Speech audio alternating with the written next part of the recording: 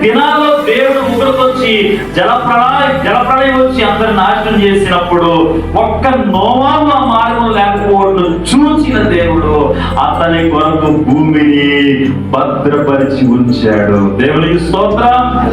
అందరూ నాశనం అయ్యారండి. భూమి ఎవరి కోసం? చెప్పాలి. భూమి ఎవరి కోసం? భూమి మీద ఉన్న మనుషులు చనిపోయే లేదా?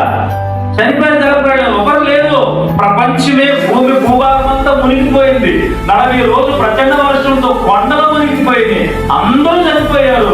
ఒక్కడి కోసం దేవుడు మరల నీరు తగ్గించి భూమిని సిద్ధపరిచి పంట మొలిపించాడు. దేవునికి స్తోత్రం. ఎవరు అంటే నీతిమంతుడైన నోవాహు. ఈరోజు దేవుడు ఎవరిని చూస్తాడంటే నీతిమంతులను చూస్తాడు. అందరితో కలిసేవాడిని కాదు, అందరిలో కలవాడి వాడిని, అందరికంటే ప్రత్యేకంగా ఉన్నవాడిని. అందుకే ఎప్పుడు చెప్తున్నా మీ అందరితో, మన మాటలో ప్రత్యేకత అదే నీతి, మన ప్రవర్తనలో ప్రత్యేకత కలిగి ఉండాలి, అది నీతి. మన వస్త్రధారణలో ప్రత్యేకత కలిగి ఉండాలి, అది నీతి. అందరూ కట్టుకుంటున్నారు, మనం కట్టుకుంటే తప్పేంటి? అందరూ పెడుతున్నారు, మనం పెడితే తప్పేంటి? లేదు, నీతిని కాపాడుకుంటున్నాం మనం.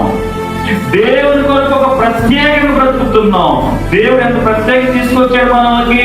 ఐగుప్తులో ఉంచొచ్చు, ఐగుప్తులో ఉన్న ఆ ఐగుప్తు ప్రజలందరినీ సంహరించి ఆ దేశాన్ని మనకి ఇవ్వచ్చు దేవుడు. అవునంటారు కాదంటారా? ప్రత్యేకం తీసుకురావాలా? ఐగుప్తు రాజు ఐగుప్తు ప్రజలందరినీ కూడా తెగులు చేసి దేవుడు చంపలేడా? తీసేయలేడు వారిని.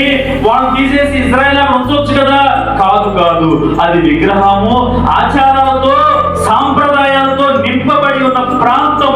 ఇశ్రాయేలీయులు అక్కడే ఉంటే అవే నేర్చుకుంటారు. కాబట్టి దేవుడు వారిని ప్రత్యేకపరచాలని ఎక్కడ తీసుకొచ్చాడు చెప్పండి? మనం చదువుకుందాం.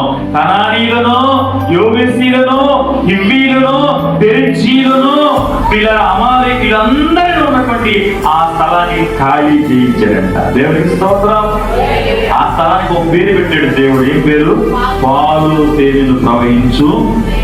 చూసారా? దేవుడు మనం చూస్తున్నాడు, నీటిని బట్టి ఆశీర్వదిస్తాడు.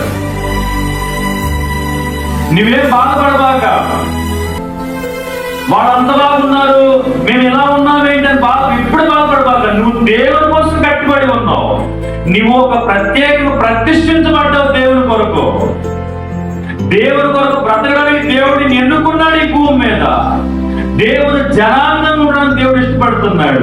కాబట్టి నీవు ఒక ప్రత్యేకమైన వ్యక్తివి. హిందువుకి వచ్చినప్పుడు హిందువులాగా మారిపోతే, సాంప్రదాయాల్లో సాంప్రదాయబద్ధ కింద ఉంటే